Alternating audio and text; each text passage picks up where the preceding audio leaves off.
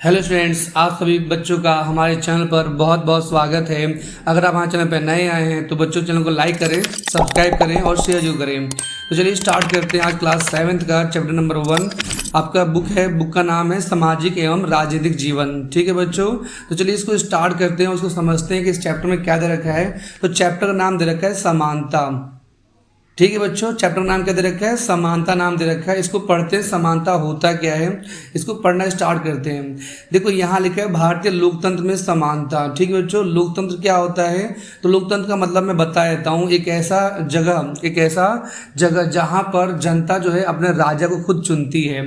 ठीक है, जैसे हमारे इंडिया में क्या करते हैं, हम लोग अपने प्रधानमंत्री का चुनाव खुद करते हैं और जो जीत जाते हैं वो फिर हमारे लिए कानून बनाता है। तो वैसा ही इसको हम कहते हैं लोकतंत्र, इंग्लिश में डेमोक्रेसी कहते हैं। एक ऐसा जगह जहां पर लोग अपने प्रधानमंत्री का या राष्ट्रपति का चुनाव करते हैं, ऐसी जगह को क्या कहते हैं हम लोग? लोकतंत्र बोलेंगे। ठीक है बच्चों, आगे आते हैं। इसको लिखा क्या है? लिखा है भारतीय संविधान सब व्यक्तियों को समान मानता है। अब संविधान क्या होता है वो देखते हैं। तो देखिए आपको दिखाई दे रहा होगा, ये एक पुस्तक है। ठीक है, इसे हम क्या कहते हैं? तो संविधान कहते हैं। तो अगर मैं पूछूं, अगर आपके स्कूल में कोई रूल्स है तो आप बताएंगे हाँ रूल्स है, हमारे स्कूल में चलते हैं। जैसे सुबह के 7 बजे या 8 बजे स्कूल जाना होता है, फिर दोपहर में घर आना होता है। रूल्स ये भी होता है कि नल को खुला ना छोड़े। रूल्स ये भी होता है कि बच्चों से मारपीट ना करें। तो जिस तरह से स्कूल में रूल्स होता है एक छोटा सा स्कूल चलाने के लिए, वैसे हमारे देश को चलाने के लिए रूल्स होता है, कुछ कानून होते हैं। ठीक है बच्चों, उसी को हम क्या कहते हैं? उसे हम संविधान कहते हैं। तो आप पढ़ पा रहे हैं कि इस बुक का क्या नाम है? इसको कहते हैं भारत का संविधान। इसे लिखा किसने था? तो इसका को नाम लिखा है, आप इसको फोटो में पढ़ सकते हैं, है ना। नाम लिखा है डॉक्टर B.R. अम्बेडकर। अब सबसे पहले सवाल आता है कि ये बनाया कब गया था? तो ये बन के तैयार हुआ था इस टाइम पर। ठीक है, आपको डेट दिखाई दे रहा होगा, तो आपको याद रखना होगा हमें हमारा संविधान कब बनकर तैयार हुआ था।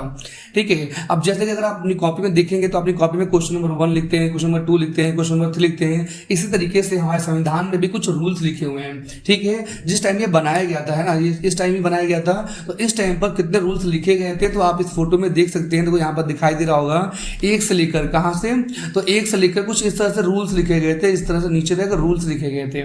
ठीक है, अब उस रूल्स में क्या क्या बताया गया है? तो नंबर 1 पे बताया गया है यूनियन ऑफ स्टेट, यानी जो हमारा इंडिया है वो क्या है? एक यूनियन ऑफ स्टेट है। मतलब कि ये जो हमारा इंडिया का जो नक्शा दिख रहा है आपको, ये पूरे राज्यों का मिलके बना हुआ है। ठीक है बच्चों, कितने मिलकर? राज्यों से मिलके बना हुआ है, वही यहाँ बताया गया फर्स्ट नंबर पर। इसी तरीके से सेकंड नंबर पे कुछ रूल है, कुछ 3 नंबर पर। तो इन रूल्स को हम आर्टिकल कहते हैं, हिंदी में हम अनुच्छेद कहते हैं। तो आगे जब ये वर्ड यूज होगा तो अब समझ जाना आर्टिकल क्या होता है या अनुच्छेद क्या होता है। तो इन्हीं रूल्स के नंबर को कहते हैं। जैसे नेक्स्ट दे रखा है प्रेसिडेंट के बारे में, यानी कि 52 नंबर पे क्या दे रखा है? तो 52 नंबर दे रखा है प्रेसिडेंट के बारे में, किस तरह से उनका चुनाव होगा, किस तरह से वो काम करते हैं, वो सारी बातें इसमें लिखी जा चुकी है। ठीक है, जिसे अब कोई बदल नहीं सकता। आगे लिखा हुआ है 74 पर, इसमें लिखा हुआ है प्रधानमंत्री के बारे में कि प्रधानमंत्री क्या काम कर सकते हैं, क्या काम नहीं कर सकते। ठीक है, उनको कितना पावर दिया गया है, वो सारी बातें इसी में लिखी हुई है। ठीक है, तो 74 नंबर पे क्या लिखा हुआ है? तो लिखा हुआ है प्राइम मिनिस्टर के बारे में।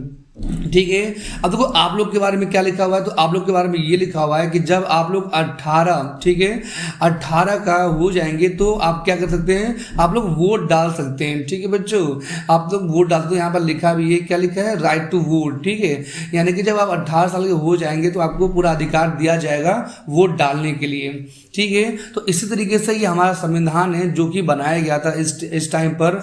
और ये लागू कब हुआ था? तो लागू हुआ था ये 26 जनवरी। ठीक है बच्चों, 26 जनवरी 1950 पे लागू हो चुका था। क्यों हुआ था? क्योंकि इसके पहले किसका राज चलता था? तो अंग्रेजों का शासन चलता था और वही रूल्स हम पर लगे हुए थे। लेकिन जब देश आज़ाद हो गया तो उनका रूल्स चला गया, है ना, उनका रूल्स बंद हो गया और हमारा अपना रूल स्टार्ट हो गया। तो इसी को कहते हैं संविधान लागू होना, और इसी के लिए हम क्या मानते हैं? तो 26 जनवरी मनाते हैं। ठीक है बच्चों, चलते हैं आपके मेन पेज पे। ओके, तो आपको समझ में आ गया होगा कि संविधान क्या होता है। ठीक है, ये संविधान की पुस्तक थी जो मैंने आपको दिखाया, उसमें सभी रूल्स लिखे हुए हैं, सब कायदे कानून लिखा हुआ है, इसी को संविधान कहते हैं। उसमें क्या क्या लिखा हुआ है हम उसको बताएंगे। हमने कुछ बता तो दिया पर आगे और बताएंगे।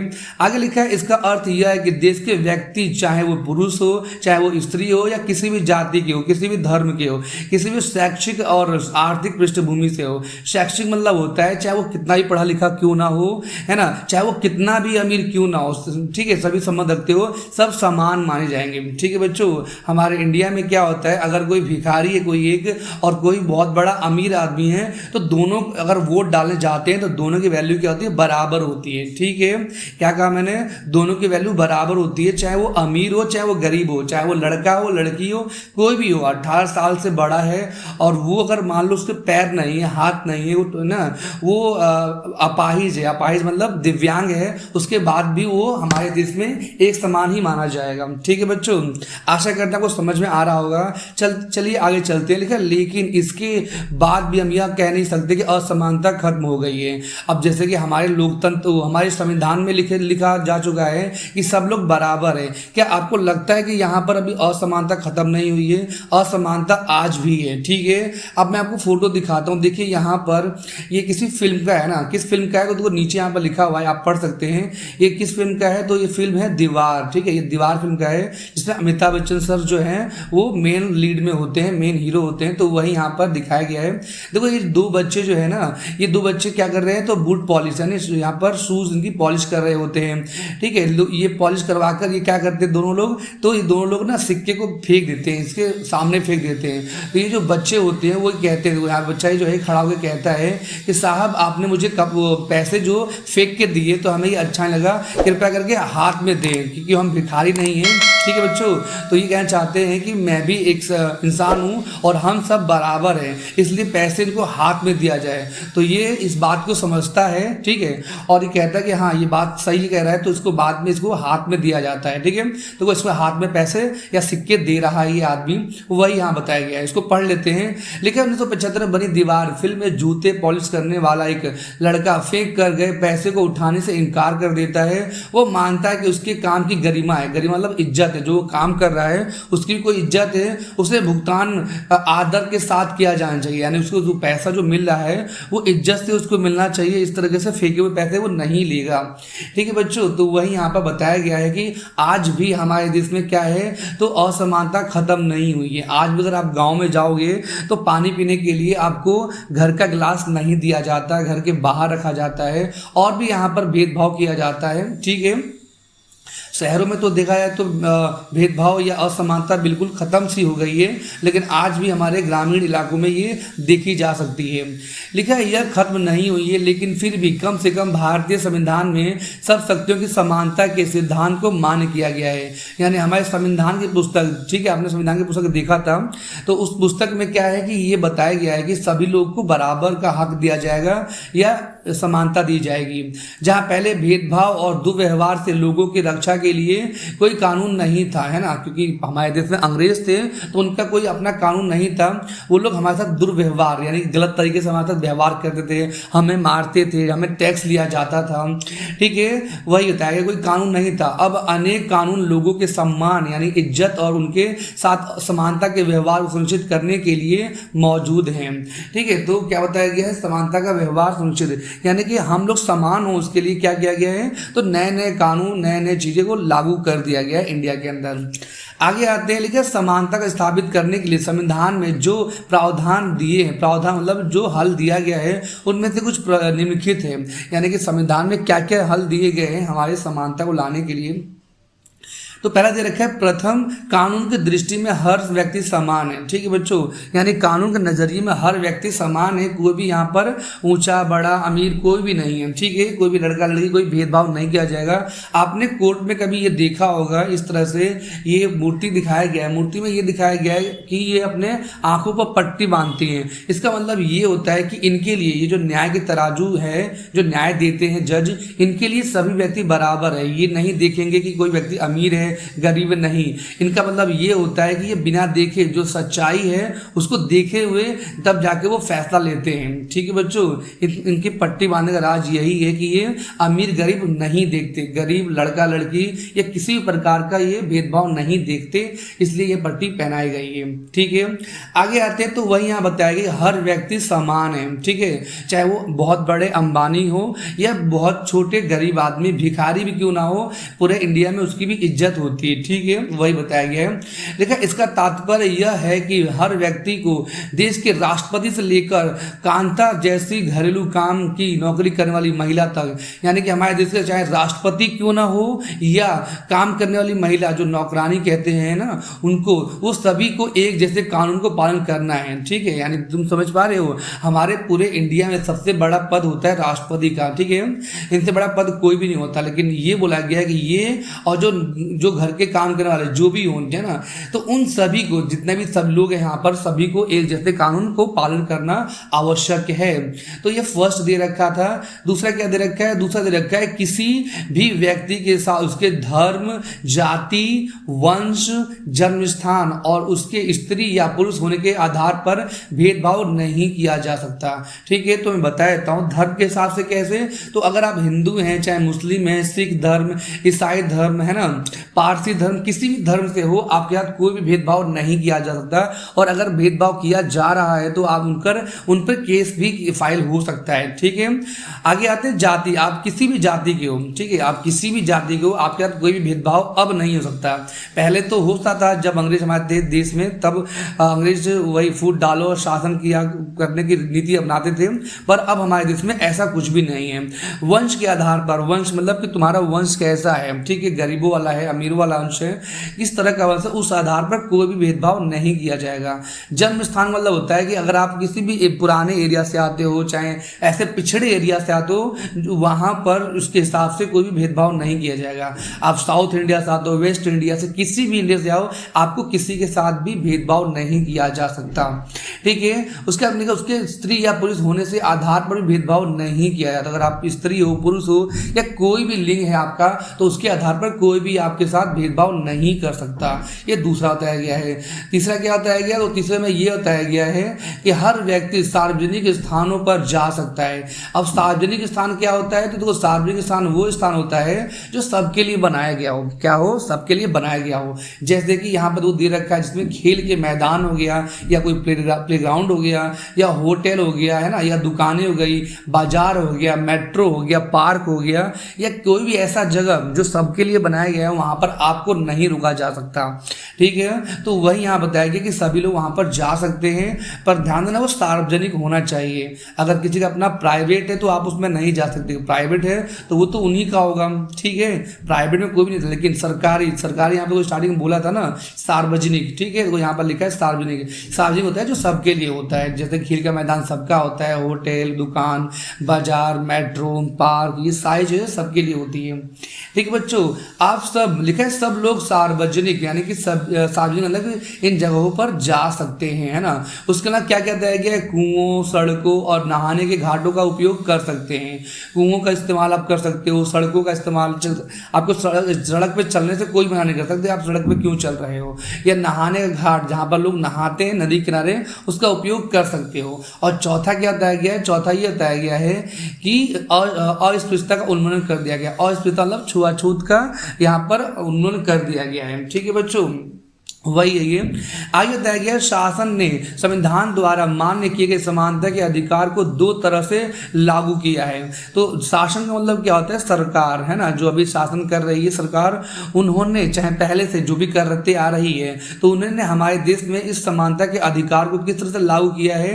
तो दो तरीके से किया है। पहला तो लिख के किया है, पहला क्या है? कानून के द्वारा। ये कानून की पुस्तक में लिख दिया गया है कि इनके साथ कोई भेदभाव नहीं होना चाहिए, किनके साथ भी, तो किसी के साथ भी भेदभाव नहीं होना चाहिए, ठीक है। दूसरा बताया गया, दूसरा सरकार की योजनाओं व कार्यक्रमों द्वारा सुविधाहीन समाजों की मदद करके, तो यानी कि जो ऐसे गरीब लोग हैं जिनके पास वो सामान नहीं है, तो उसको फ्री में देके, है ना। जैसे आप लोग जानते हैं सरकार कुछ लोगों को मिट्टी का तेल देती थी, है ना, अब तो इसे बंद हो गया है, चीनी मिलता है, राशन मिलता है, तो ये सब चीजें हैं उन लोगों को दिया जाता है जिसकी इसकी जरूरत है।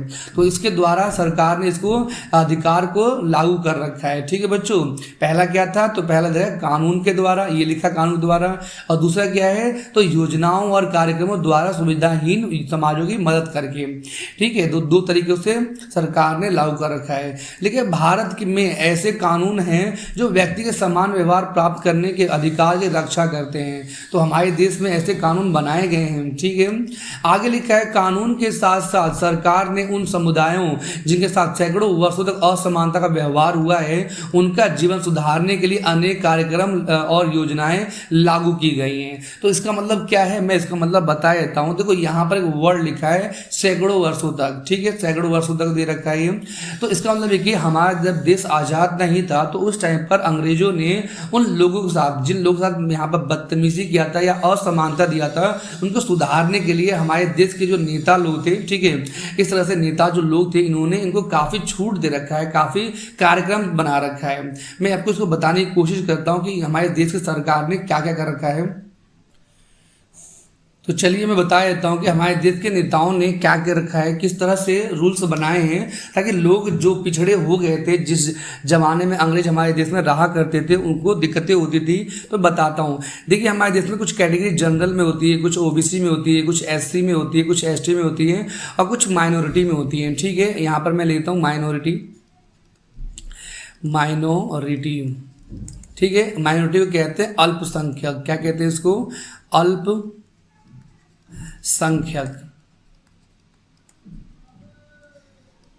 ठीक है बच्चों, तो जिस तरह से मैं बता देता हूँ, देखो जब हमारे देश में अंग्रेज थे तो इनकी स्थिति फिर भी ठीक ठाक थी। देखा जाए तो इनकी स्थिति क्या थी, तो फिर भी ठीक ठाक थी। तो ये लोग अच्छे घर में रहा करते थे, अच्छे कपड़े पहना करते थे। लेकिन जब देश में अंग्रेज थे तो इनकी स्थिति बहुत ज़्यादा खराब थी। ठीक है बच्चों, तो हमारे देश के कुछ युवा नेता जो थे, अच्छे नेता जो थे, उन्होंने क्या किया, तो इनकी स्थिति को सुधारने के लिए, ठीक है, इन दो कैटेगरी की स्थिति सुधारने के लिए इनको कुछ छूट दिया। समझ में आया?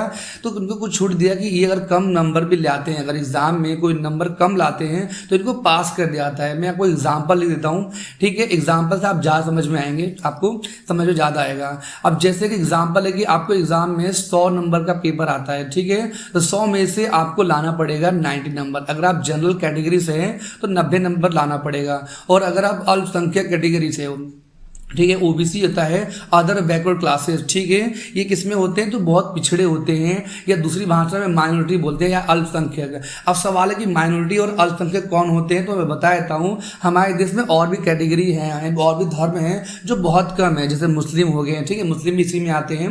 उसके अलावा हमारे सिख हो गए और ईसाई हो गए, पारसी हो गए। तो जो भी धर्म मैंने नाम लिया, ये जितने भी धर्म हैं, है ना, जो धर्म अभी और रह गया हो, उन सभी धर्म को अल्पसंख्यक बुलाते हैं। अल्पसंख्यक मतलब होता है कम। तो इनको भी छूट दी जाती है। ठीक है बच्चों, ताकि इनका विश्वास बना रहे हमारे देश पर, तो इनको क्या जाता है, छूट दिया जाता है।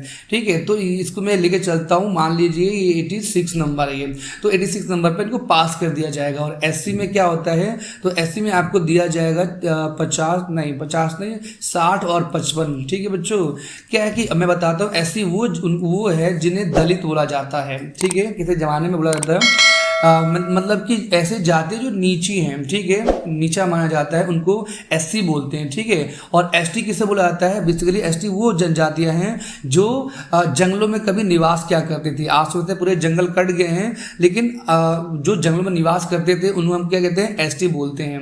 तो वहीं यहाँ पर इनको एसटी बोला जाता था। एसटी मतलब अगर आप इसमें 55% भी लाएंगे तो उनको जॉब मिल जाएगी, और 60% भी लाएंगे ये एससी वाले तो उनको जॉब मिल जाएगी। तो कुछ बच्चे इसको देख कर ये बोलेंगे कि तो भेदभाव है, तो बिल्कुल नहीं, ये भेदभाव नहीं है। उस जमाने में इनकी स्थिति बहुत ज़्यादा खराब हुआ करती थी इन दोनों की।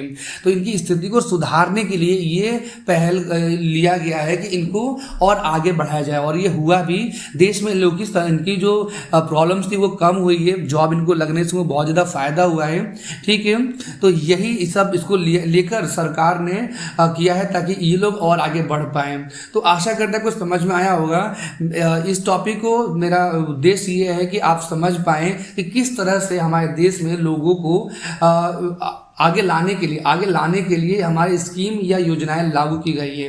ठीक है बच्चों, यहाँ पर कोई भी भेदभाव वाली बातें नहीं है। इनको क्यों दिया गया ये छूट स्पेशल, इनको इसलिए दिया गया है ताकि ये लोग आगे उठ पर आ पाए, क्योंकि इनके पास वो सारी चीज़ें नहीं हुआ करती थी जो इनके पास थी। ठीक है, तो इसलिए इनको आगे लाने के लिए ये इनको स्पेशल छूट दिया जाता है हमारे देश में। ठीक है, तो वही यहाँ पर लिखा हुआ था कि कानून के साथ साथ सरकार ने उन समुदायों जिनके साथ सैकड़ों वर्षों तक असमानता का व्यवहार हुआ है उनका जीवन सुधारने के लिए अनेक कार्यक्रम और योजनाएं लागू किए गए हैं। तो मैंने आपको योजनाएं बता दिया है, कार्यक्रम बता दिया है। कार्यक्रम में ये भी आता है कि सरकार सभी लोगों को राशन फ्री देती है। ठीक है बच्चों, वही यहाँ बताया गया है कि योजनाएं लागू की गई है। देखिए, ये योजनाएं यह सुनिश्चित करने के लिए चलाई गई हैं कि जिन लोगों को अतीत में अवसर नहीं मिले, अतीत मतलब पुराने समय में अवसर नहीं मिले, अंग्रेजों के टाइम पर जो हमारे देश में अंग्रेज रहा करते थे तो उनको अवसर नहीं मिले, तो अब उन्हें अधिक अवसर मिल पाए, अब उनको आगे बढ़ पाए। नहीं तो वो गरीब हैं तो गरीब ही रहेंगे। ठीक है, तो इसलिए ये योजनाएं लागू की गई थी। ठीक है बच्चों, आगे लिखा है इस दिशा में सरकार द्वारा उठाया गया यह कदम है मध्याह्न भोजन की व्यवस्था। ठीक है, तो देखो ये गरीब लोगों के लिए लाया गया था। ठीक है, जो मध्याह्न भोजन होता है, मिड डे मील स्कीम, जो कि आपको स्कूल में मिलता है। प्राइवेट स्कूल में तो नहीं मिलता है, ये सरकारी स्कूल में ही जरूर मिलता है लोगों को आगे लाने के लिए। किस तरह लाने के लिए तो मैं बताता हूँ। इस कार्यक्रम के अंतर्गत सभी सरकारी प्राथमिक स्कूलों में, किसमें प्राथमिक स्कूल होता है 1 से 8 तक के बच्चों को दोपहर का भोजन स्कूल द्वारा दिया जाता है। यह योजना भारत के सर्वप्रथम तमिलनाडु राज्य में प्रारंभ की गई थी। तो ये कहाँ पर लागू हुआ सबसे पहले, तो तमिलनाडु में लागू हुआ था। और 2001 में उच्चतम न्यायालय ने सभी राज्य सरकारों को इसे अपने स्कूलों में 6 माह के अंदर आरंभ करने के निर्देश दिए थे। तो आपको ये समझ में आ रहा होगा कि किस तरह से हमारे देश में इसको लागू किया गया था। सबसे पहले कहाँ पर लागू हुआ था ये, तो तमिलनाडु में। और उसके बाद हाई कोर्ट ने, ठीक है, हाई कोर्ट ने ये आदेश दिया कि 6 महीने के अंदर पूरे राज्यों में इस चीज़ को लागू कर दिया जाए। तो आप इस फोटो में देख सकते हैं किस तरह से यहाँ पर खाना बढ़ रहा है ना। ये सरकारी स्कूल में ही किया जाता है। लिखा है इस कार्यक्रम के काफ़ी सकारात्मक प्रभाव हुए थे, तो काफ़ी पॉजिटिव रिजल्ट आए थे। उदाहरण के लिए दोपहर का भोजन मिलने के कारण गरीब बच्चों ने अधिक संख्या में स्कूल में प्रवेश लेना और नियमित रूप से स्कूल जाना शुरू कर दिया। शिक्षक बताते हैं कि पहले बच्चे खाने घर जाते थे और फिर वापस ही नहीं लौटते थे। कभी कभी ऐसा होता ना, पुराने टाइम पर ऐसा होता था कि खाने के लिए बच्चे घर आते थे लेकिन वापस नहीं जाते थे। परंतु अब जब से स्कूल में मध्याह्न भोजन मिलने लगा है, उनकी उपस्थिति में सुधार आया, यानी बच्चे अब स्कूल रेगुलरली जाते हैं। वे माताएं, यानी कि उनकी जो मम्मियाँ थी वो काम कहीं करने जाती थी, तो उन्हें वो काम छोड़कर दोपहर को बच्चों को खाना खिलाने के लिए घर आना पड़ता था। अब उन्हें ऐसा नहीं करना पड़ता है। इस कार्यक्रम से जातिगत पूर्वाग्रहों को कम करने में भी सहायता मिली है।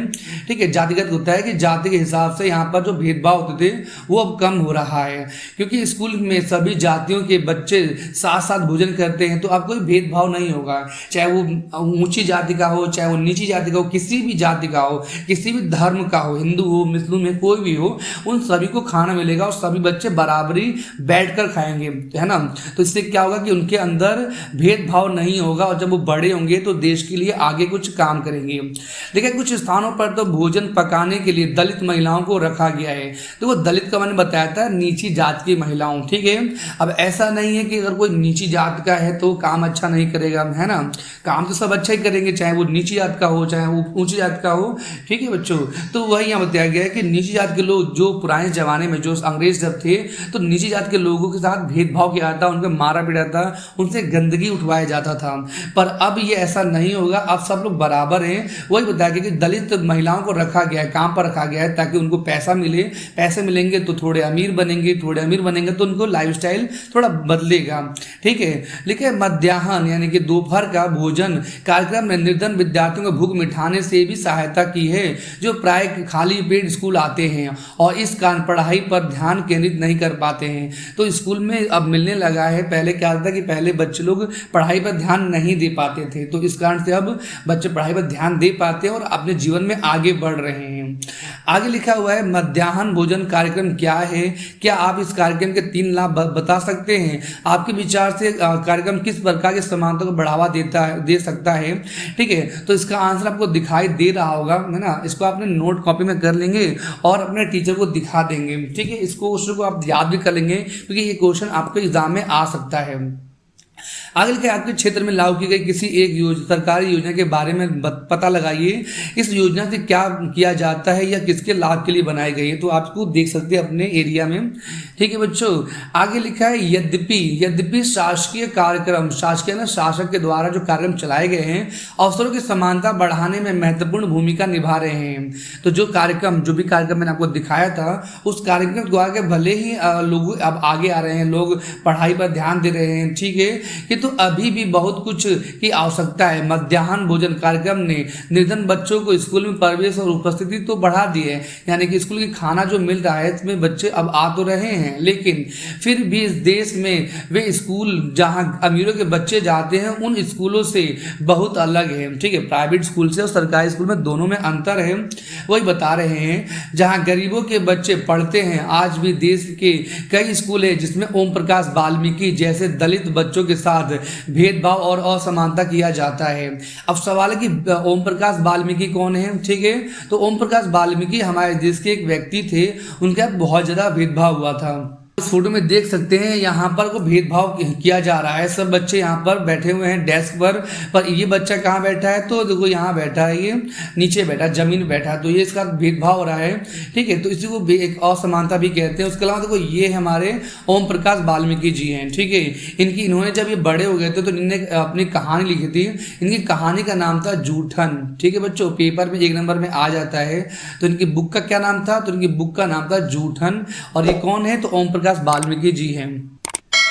वही यहाँ बता रहे हैं कि ओम प्रकाश वाल्मीकि जैसे दलित मतलब कि जो नीचे जाति के लोग थे इनका बहुत भेदभाव होता है, इनको स्कूल में नीचे बैठाया जाता था भेदभाव के चक्कर में। ठीक है, देखा भेदभाव और असमानता का व्यवहार किया गया था। इन बच्चों की ऐसी असमान स्थिति में ढकेला जाता है जहाँ उनके सम्मान की रक्षा नहीं हो पाती है। ठीक है, तो जहाँ पर उनको बहुत ज़्यादा बेइज्जती का सामना करना पड़ता है। ऐसा इसलिए है क्योंकि कानून बन जाते हैं, कानून तो बन जाता है, हमारे देश में कानून बन जाता है, पर क्या आज भी असमानता नहीं होती? नहीं, बिल्कुल होती है, असमानता भी होती है यहाँ पर। ठीक है, वही बताया गया कि कानून बन तो जाते हैं, उसके बाद लोग समान समझने से इनकार कर देते हैं। वो ऐसा क्यों करते हैं? क्योंकि उनके अंदर अहंकार की भावना आ जाती है, वो अपने आप को सर्वश्रेष्ठ समझते हैं, इसलिए क्या करते हैं? तो भेदभाव करते हैं, असमानता करते हैं। आप इस फोटो में देखिए ये कौन है? तो हमारे देश के महान नेता हैं, इनका नाम है BR अम्बेडकर जी। ठीक है बच्चों, तो इनके बारे में आप पढ़ सकते हैं, इन्होंने अपने बारे में वो क्या क्या बताया था, यहाँ पर आप पढ़ सकते हैं, ये इनके अपने विचार हैं। ठीक है, आगे आते हैं। लिखा है इसका मुख्य कारण यह है कि दृष्टिकोण में बहुत कुछ परिवर्तन आता है। दृष्टिकोण होता है देखने का नजरिया। ठीक है बच्चों, यद्यपि लोग जानते हैं कि भेदभाव का व्यवहार विरुद्ध है, ये लोग जानते हैं कि हमें भेदभाव नहीं करना चाहिए, फिर भी वे जाति के हिसाब से, धर्म के हिसाब से, अपंगता के हिसाब से, आर्थिक स्थिति के हिसाब से और महिला होने के आधार पर आज भी क्या होता है? तो असमानता किया जाता है। अब मैं समझा देता हूँ क्या किस हिसाब से। तो जाति होता है, किसी की जात ऊपर है, किसी जाति नीचे है ना, तो उसके हिसाब से भी यहाँ पर चिढ़ाया जाता है, मजाक बनाया जाता है। धर्म के हिसाब से कोई हिंदू है, कोई मुस्लिम है, आपस में इनको लड़ाया जाता है, जो कि बहुत गलत है। ठीक है, ये सब भारतीय हैं जिनके साथ हमें असमानता नहीं करना चाहिए। ठीक है बच्चों, अपंगता होता है, कोई व्यक्ति दिव्यांग है, जिसके पैर नहीं हो, कभी पैर कुछ हो गया हो तो उसके अपंग हो जाता है, तो हमें उसका बुरा व्यवहार नहीं करना चाहिए, हमें उन पर हंसना नहीं चाहिए। आर्थिक स्थिति होता है, कोई गरीब है चाहे कोई अमीर है, उसके हिसाब से हमें भेदभाव नहीं करना चाहिए। आगे लिखा है महिला होने के आधार पर, महिला मतलब कि अगर आप महिला हो तो आपको यहाँ पर कोई भेदभाव नहीं किया जाना चाहिए। ठीक है, लिखा हुआ है कि वर्तमान दृष्टिकोण को बदलना तभी संभव है जब लोग यह विश्वास करने लगे कि कोई भी कमतर नहीं है, यानी कि जब अगर कोई व्यक्ति ये सोचेगा कि कोई व्यक्ति कम नहीं है, सभी लोग बराबर है, तो उस दिन ये असमानता का जो जड़ है वो बिल्कुल हट जाएगा। ठीक है, एकदम एकदम हट जाएगा, उसका उन्मूलन हो जाएगा। आगे बताया गया और हर व्यक्ति सम्मानजनक व्यवहार का अधिकारी है, यानी कि हर व्यक्ति सम्मान का अधिकारी है, वही बताया गया है। प्रजातंत्रीय समाज में, प्रजातंत्रीय समाज क्या होता है, मैंने तो आपको स्टार्टिंग बताया था, लोकतंत्र। लोकतंत्र और प्रजातंत्र एक ही बात है, एक ऐसा जगह जहां पर जनता अपने राजा का चुनाव खुद करती है। ठीक है बच्चों, तो वही बताया गया प्रजातंत्रीय समाज में समानता स्थापित करना एक सतत संघर्ष है, यानी हमारे समाज में ये जो समानता है इसको बहुत बड़ा एक संघर्ष, एक कठिन काम है जिसमें व्यक्तियों और विभिन्न समाजों का सहयोग देना है, यानी सब लोग सहयोग देंगे तो इसको भी लागू किया जा सकता है। लिखा इस पुस्तक में, यानी इस बुक में आप इसके बारे में और अधिक पढ़ेंगे और समानता के बारे में। ठीक है बच्चों, आगे आते हैं बच्चों, आगे देख लेते हैं। अगला लिखा हुआ है अन्य लोकतंत्र में समानता के मुद्दे, यानी हमारे देश में लोकतंत्र चलता तो है लेकिन उसके अलावा और जहां पर लोकतंत्र चलता है दूसरे देशों में, वहां पर किस तरह से समानता है हमें वो पढ़ना है, समानता है भी कि नहीं है। ठीक है बच्चों, ठीक है, शायद आप सोच रहे होंगे कि क्या भारतीय लोकतंत्र है, ठीक है, हमारा जो लोकतंत्र है ये ऐसा जहां असमानता का अस्तित्व है और जहां समानता के लिए संघर्ष जारी है। तो इंडिया में तो संघर्ष जारी है, आज भी लड़ाई होती है इस बात के लिए। ठीक है, लेकिन सच तो यह है कि संसार के अधिकांश लोकतंत्र देशों में जहां लोकतंत्र है उन देशों में समानता के मुद्दे पर विशेष रूप से संघर्ष हो रहे हैं। ठीक है, लिखे उदाहरण के लिए संयुक्त राज्य अमेरिका में अफ्रीकी अमेरिकन लोग जिनके पूर्वज गुलाम थे और अफ्रीका से लाए गए थे। ठीक है, इसको मैं बताया तो इसका क्या मतलब है। देखिए यहाँ पर ये अफ्रीका को दिख रहा होगा, आपने ये पढ़ा होगा, ये अफ्रीका है और यहाँ पर ये अमेरिका है ना, यहाँ पर छोटा सा देश क्या है, अमेरिका है। ठीक है, तो कहने मतलब है कि जब अंग्रेज यहाँ पर आए थे, अमेरिका से इधर भी आए थे, चाहे यूरोप से हम इधर आए थे अंग्रेज, तो अंग्रेजों ने यहाँ के लोगों को, ये जो अफ्रीका के जनजाति यहाँ के जो लोग हैं उनको उठा के लेकर यहाँ डाल देता अमेरिका में। ठीक है बच्चों, आज जब उनके बच्चे बड़े हुए हैं, वो जो काले लोग हैं उनके साथ क्या हो रहा है, तो भेदभाव हो रहा है, उन बच्चों के साथ में भेदभाव हो रहा है। वही यहाँ बताया गया है अफ्रीकी, है ना, अफ्रीकी अमेरिकन, क्या बोला गया है इसको, अफ्रीकी अमेरिकन बोला गया, यानी कि ऐसे लोग जो अफ्रीका के हैं लेकिन रहते कहाँ हैं, अमेरिका में। ठीक है बच्चों, आशा करो समझ में आया होगा। इसको दोबारा बताता हूँ, ऐसे लोग जो अफ्रीका से होकर यहाँ आए थे, ठीक है, अमेरिका में आकर बस गए हैं और जिनका भेदभाव हो रहा है, इन लोगों को हम अफ्रीकी अमेरिकन कहते हैं। ठीक है, अफ्रीका से लाए गए थे, वे आज भी अपने जीवन का मुख्य रूप से असमान बताते हैं। ये बताते हैं कि ये क्या है, आज भी असमान वाला जीवन जी रहे हैं। जबकि 1950 के दशक में अफ्रीकी अमेरिकनों के असमान अधिकार दिलाने के लिए आंदोलन हुआ था। यहाँ पर आंदोलन भी हुआ था लेकिन कोई फायदा नहीं हो पाया। लेकिन इससे पहले अफ्रीकी अमेरिकन के साथ संयुक्त राज्य में बहुत असमानता का व्यवहार होता था। यहाँ पर संयुक्त राज्य मतलब होता है अमेरिका, है ना, इसको शॉर्ट में यूनाइटेड स्टेट अमेरिका या यूएसए भी बोलते हैं। ठीक है बच्चों, तो उनके साथ बहुत ज़्यादा असमानता व्यवहार होता था अफ्रीकी लोगों के साथ में। अमेरिका में कानून भी उन्हें समान नहीं मानता था, यहाँ का जो कानून था वो समान नहीं मानता था। लेकिन उदाहरण के लिए बस से यात्रा करते समय उन्हें बस में पीछे बैठना पड़ता था, या जब भी कोई गोरा आदमी बैठना चाहे उन्हें अपनी सीट से उठ जाना पड़ता था। तो इस तरह से यहाँ पर भेदभाव होता था। यहाँ पर आप सीट से देख रहे हैं, यहाँ पर सीट है, तो कहने मतलब ये कि यहाँ पर कोई काला व्यक्ति बैठता था तो उनको अपना सीट छोड़ना पड़ जाता था। चलिए आगे कहानी पढ़ते हैं। लेकिन रोजा पार्क्स जो 1913 से 2005 तक जीवित थी, ठीक है, एक अफ्रीकी अमेरिकन महिला थी, यानी वो रहने वाली कहाँ की थी, तो रहने वाली वो अफ्रीका की थी, अब अमेरिका में रहती थी, जो कि वो ब्लैक थी। तो उनका भी भेदभाव हुआ था। 1 दिसंबर को वो 1955 को काम करके अपने घर जा रही थी। थक जाने के बाद बस में उन्होंने अपनी सीट पर एक गोरे व्यक्ति को सीट देने से मना कर दिया। मतलब ये कि उन्होंने मना कर दिया कि मैं गोरे व्यक्ति को सीट नहीं दूंगी। उस दिन उनके इनकार से अफ्रीकी अमेरिकनों के साथ असमानता को लेकर एक विशाल आंदोलन प्रारंभ हो गया। ठीक है बच्चों, एक विशाल आंदोलन यहाँ पर शुरुआत हुआ जिसे क्या बोला गया, नागरिक अधिकार आंदोलन कहलाया। ठीक है, उसको क्या बोलते हैं, नागरिक अधिकार आंदोलन। पेपर में पूछा था ये हुआ कब था, तो 1955 में हुआ था। ठीक है बच्चों, ये आगे लिखा हुआ है, इसको इंग्लिश में सिविल राइट्स मूवमेंट कहते हैं। अब इसके बाद में फिर क्या होता है, तो 1964 के नागरिक अधिकार अधिनियम, यानी कि यहाँ पर कुछ अधिकार दिए गए लोगों को, नस्ल, धर्म और राष्ट्रीय मूल के आधार पर भेदभाव का निषेध कर दिया। ठीक है, यानी कि अब जो कानून यहाँ पर बना था, उस कानून में क्या था, तो नस्ल होता है, रंग है ना, जैसे रंग हो, काला हो, गोरा हो, उसके हिसाब से भेदभाव नहीं हो सकता। धर्म यानी जाति धर्म के हिसाब से, यानी कि अगर तुम हिंदू हो, मुस्लिम हो, सिख हो, ईसाई हो, है ना, क्रिश्चियन हो, जो भी हो, क्रिश्चियन ईसाई दोनों एक ही होता है, तो दो जो भी हो उसके हिसाब से आपको कोई भी भेदभाव नहीं किया जाएगा राष्ट्रीय मूल के आधार पर। यानी आप किसी भी देश के हो, अगर आप अमेरिका में हो तो कोई भी भेदभाव नहीं किया जा सकता। लेकिन इससे भी यह कहा गया कि अफ्रीकी अमेरिकन बच्चों के लिए स्कूलों के दरवाजे खोले जाएंगे और उन्हें उन अलग स्कूल में नहीं जाना पड़ेगा ना, उनको अलग स्कूल में नहीं जाना पड़ेगा, सभी के लिए एक ही स्कूल होगा, जो विशेष रूप से केवल उन्हीं के लिए खोले गए थे, जो कि गरीबों के लिए या काले लोगों के लिए खोले गए थे। इतना होने के बावजूद भी अधिकांश अफ्रीकी अमेरिकन गरीब है। इसके बाद भी यहाँ पर बहुत गरीब लोग थे। अधिकतर अफ्रीकी अमेरिकन बच्चे केवल सरकारी स्कूलों में प्रवेश लेने के सामर्थ्य रखते थे। सामर्थ्य होता है, वो एबल थे, सिर्फ सरकारी स्कूल जाने में, प्राइवेट स्कूल जाने में वो सामर्थ्य नहीं थे, नहीं जा सकते क्योंकि वो गरीब थे। लेकिन जहाँ कम सुविधाएं और कम योग्यता वाले शिक्षक थे, यानी कि सुविधाएं वहाँ पर कम थी और टीचर भी उतना पढ़े लिखे नहीं थे। लेकिन जबकि गोरे विद्यार्थी निजी स्कूलों में जाते थे, है ना, और उन क्षेत्रों में रहते थे, वो कहाँ जाते थे, तो वो महंगे स्कूल यानी कि प्राइवेट स्कूल में जाते थे और ऐसे एरिया में रहते थे जहाँ के सरकारी स्कूल का लेवल भी उतना नहीं था। यानी कि सरकारी स्कूल भी देखा जाए तो ऐसे एरिया में था जहाँ पे गंदगी होती थी, लेकिन गोरे स्कूल लोगों का घर ऐसे एरिया में था जहाँ पर पूरा साफ सफाई हुआ करता था। ठीक है बच्चों, तो वही बताया गया है कि सरकारी स्कूल से भी उनका लेवल ऊंचा था उस एरिया का। देखो यहाँ पर रोजा पार्क्स के बारे में दे रखा है, जो हमने अभी ऊपर कहानी पढ़ लिया था। ठीक है बच्चों, आगे क्या लिखा है, तो लिखा है भारत के संविधान के अनुच्छेद 15 के अंश, तो हमने भी पढ़ा था ये।